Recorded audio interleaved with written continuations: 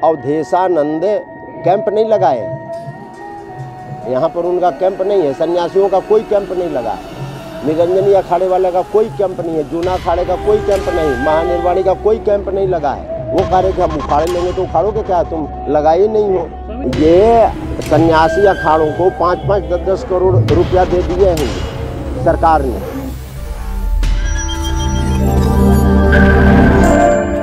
जितना हल्ला मचा रहे हैं कुंभ के बारे में, वैसी कोई स्थिति नहीं है।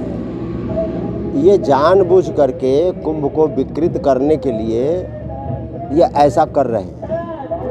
एक संत थे, महामंडलेश्वर थे, कपिल देव जी।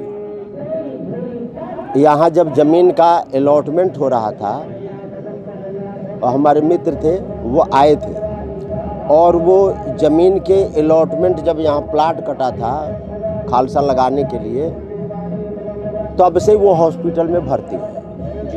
हाँ, उनको शुगर की बीमारी थी, उनको दामा की बीमारी थी, उनको ब्लड प्रेशर की बीमारी थी, उनको हार्ट की बीमारी थी, कई बीमारी थी। अब वो मर गए तो वो हल्ला मचा दी कि वो कोरोना से मर गए। वो जबकि ये प्लाट कट रहा था उसके पहले से ही बीमार थे। और देखें, यहाँ पर सोमती अमावस्या को 20-25 लाख लोग आए होंगे, तो 20-25 लाख लोगों में से 10-20 लोग संक्रमित हुए होंगे, 50 लोग संक्रमित हुए होंगे। और महाराष्ट्र में तो लाखों लोग रोज हो रहे हैं संक्रमित। बंगाल में चुनाव हो रहा है, तमिलनाडु में चुनाव हो रहा है, केरला में चुनाव हो रहा है, मद्रास में चुनाव हो रहा है, वहाँ कोई नहीं बढ़ रहा है।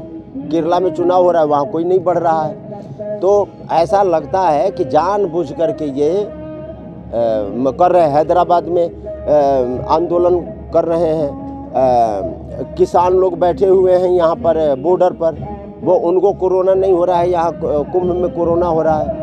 तो ये बातें बड़ा आश्चर्य लगता है। कोरोना का संविधान सबके लिए बराबर है। हाँ। तो बंगाल में अलग फिट हो जाता है या हरिद्वार में अलग फिट हो जाता है। हाँ। लॉजिक समझ में नहीं आता। नहीं, ये गलत है। जब बंगाल में चुनाव हो रहा है, वहाँ पर लाखों लोग रैली में इकट्ठा हो रहे हैं, यहाँ तो कुछ नहीं इकट्ठे हो रहे हैं। यहाँ सब ये पता नहीं क्या सरकार की योजना। यहाँ तो दिखाया जा रहा है कि देखिए शमशान घाट में लाइनें लगी हुई है। नहीं, कुछ नहीं है यहाँ पर कहीं कुछ नहीं है। आप तो देख रहे हैं, यहाँ पर कोई केवल डरवा रहे हैं।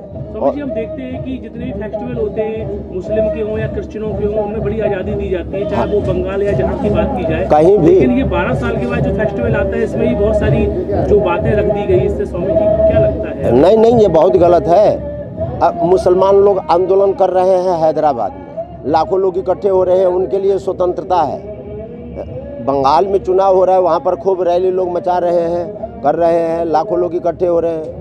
अब यहाँ पर ये हिंदुओं की थोड़ी कमजोरी है। लॉकडाउन की बात करते, एक तो यहाँ पर जनता नहीं आई है, आप लोग इतने बड़े बड़े कैंप लगा के बैठे हुए। हाँ, एक भी जनता। लॉकडाउन की बात करते हैं यहाँ पर जिस तरीके यहाँ कौन सा लॉकडाउन, यहाँ तो लॉकडाउन है, यहाँ कोई आ ही नहीं रहा है। ये सरकार ने इतना डरवा दिया कि आने वाले सब अपना टिकट कैंसिल करा लिए। अब मेरा इतना बड़ा कैंप है, यहाँ पर 5, 7, 10 लोग हैं। अगर स्वामी जी एक छोटा सा उदाहरण देखते हैं, अगर ये जो हालात यहाँ हरिद्वार में क्रिएट किए गए हैं, ये हालात अगर बंगाल में क्रिएट किए जाते और नेता लोग सब बैठे होते आपकी तरह, हाँ। तो वहाँ जनता नहीं आती, तो क्या पीड़ा होती है, कैसा काम होता? हाँ, नहीं होता। ये बंगाल में भी यही नियम लगाना चाहिए था, कोई इकट्ठा ना हो। मैं तो कल सत्संग चैनल पर चल रहा था, तो मैं बोल रहा था ये बात कि जब बंगाल में चुनाव है, वहाँ लाखों लोग इकट्ठा हो रहे हैं, वहाँ पर कोई नियम नहीं है। यहाँ पर क्यों नियम लगाया? किसी को आने नहीं दे रहे हैं। जी, इन हालातों में हमारे समाज को क्या करना चाहिए? समाज को खड़ा होना चाहिए, प्रतिकार करना चाहिए, विरोध करना चाहिए। ये कुंभ के लिए भी विरोध करना चाहिए। ये वो कह रहे हैं कि यहाँ से सब लोग उखाड़ करके जाएं। अवधेशानंद कैंप नहीं लगाए हैं, यहाँ पर उनका कैंप नहीं है। सन्यासियों का कोई कैंप नहीं लगा है, निरंजनी अखाड़े वाले का कोई कैंप नहीं है, जूना अखाड़े का कोई कैंप नहीं, महानिर्वाणी का कोई कैंप नहीं लगा है। वो कह रहे कि हम उखाड़े लेंगे, तो उखाड़ोगे क्या, तुम लगाए नहीं हो। स्वामी जी, हम आपसे एक जमीनी लेवल की बात पूछना चाहते हैं। शुरू में काफ़ी बातें ऐसी हुई, पेपर में भी आया, रुपयों का बड़ा लेन देन हुआ सरकार से और अखाड़ों के बीच में, तो क्या सब इसका असर नहीं है? जिनके कैंप नहीं है वो क्या उखाड़ेंगे? जो कैंप लगा के बैठे हुए हैं, लाखों रुपए इन्वेस्ट किया है, वो भी सरकार की अनुमति से। हाँ, सरकार नहीं देती जमीन तो हम काहे के लिए यहाँ पर लगाते? तो ये 60 गांठ स्वामी जी क्या? हाँ, 60 गांठ है। ये सन्यासी अखाड़ों को 5-5, 10-10 करोड़ रुपया दे दिए हैं ये सरकार ने। शुरू में जब यहाँ पर दूसरे मुख्यमंत्री थे पहले, पता नहीं क्या नाम था उनका, तो उन्होंने या हमारे वैष्णव अखाड़ों को भी 1-1 करोड़ दिए हैं कि बनाओ, कुंभ न लगाओ।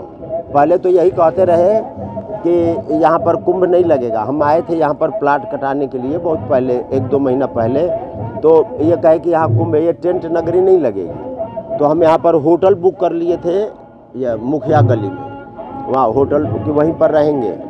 तो अब फिर वो ये जब मुख्यमंत्री बदले तो ये कहे कि नहीं कुंभ लगेगा, तो प्लाट काटने लगे। पहले ही कह देते कि प्लाट नहीं कटेगा, कुंभ नहीं लगेगा, तो हम लोग काहे के लिए रुपया खर्च करते। स्वामी जी, हम एक चीज़ और देखते हैं कि बहुत सारे लोग हैं जो इस प्रकरण में आते हैं।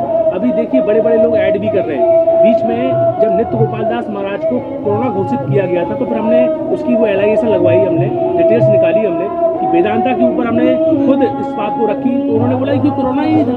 अब जैसे स्वामी जी आपको एक बार टेस्ट किया जाए, 2 दिन के लिए आपको कोरोना हो गया, फिर बाद में आप ठीक पॉजिटिव हो गए, तो इसमें नेगेटिव हो गए, तो फिर बाद में अगर आपको मैं बोलते ही रहूँ कि कोरोना हुआ है, महाराज को कोरोना ही हुआ है, तो ये प्रोपेगेंडा। अब नृत्य गोपाल दास जी की तबीयत पहले से ही खराब है। उनकी तबीयत तो अब वृद्ध है। वो तो हॉस्पिटल से आ गए तो उनका शरीर सेफ हो गया। हाँ, या तो इनकी प्रोसेस तो स्वामी जी हम देख रहे हैं कि जिसको हॉस्पिटल में डाल रहे हैं वो सीधे यहाँ से मशीन में डालो, वहाँ से पैक होकर सीधे निकलते हैं, सीधा शमशान घाट में पहुँचते। ना, ये जितना हल्ला मचाते हैं ये ऐसा नहीं है, ये गलत करते हैं। अच्छा स्वामी जी, हम देखते हैं कई लोग इनकी प्रोपेगेंडा में फंस भी जाते हैं। अभी नित्य गोपाल दास ये अपने नरेंद्र मोदी जी अभी स्वस्थ थे, कुछ दिनों से हम देख रहे हैं कि कोरोना थोड़ा सा हुआ, हॉस्पिटल में भर्ती हो गए, आयुर्वेदिक भी उपचार करवा सकते थे, और अभी स्वस्थ होकर घूम रहे हैं। उनके बैकग्राउंड में क्या क्या प्रोपेगेंडा मचाया गया, ये देखिए हरिद्वार में कुंभ छाया हुआ है, अखाड़ा परिषद के अध्यक्ष लुढ़क गए हैं, बेड में एकदम बातें चल रही है, तो अब यह पता चल रहा है अखाड़े वाले सब कैंप उखाड़ रहे हैं। नहीं, कोई नहीं उखाड़ रहे हैं, मैं तो नहीं उखाड़ूंगा, मैं तो रहूँगा। मैं 28 को जाऊँगा, 27 को स्नान करेंगे, 28 को जाएंगे। हमारे कोई अखाड़े नहीं उखड़ेंगे, या इस लाइन में जो अखाड़े हैं वो कोई नहीं उखड़ेंगे।